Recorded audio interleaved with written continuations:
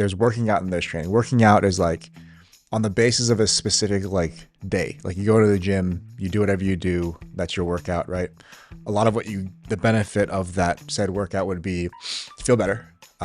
You were somewhat active, so maybe you burned some calories. Yep. And whatever you did likely did drive some sort of adaptation, Yeah. but it's probably less specific than if you had thought this out a little bit differently. So say working out is that, training may actually end up being the exact same thing that you just did, but training to me is in the context of a much bigger picture. Like you plan it out for a larger period of time. So it's not, I wouldn't necessarily consider it training or a training plan if you planned out a day.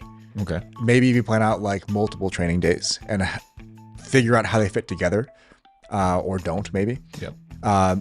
A week, maybe months. So training blocks, training cycles, and so on. Like longer periods of time where your goal there is whatever the adaptation you're seeking. It's like, how do I program or how do I plan all of this training in a way that every one of these sessions is effective at pursuing that goal?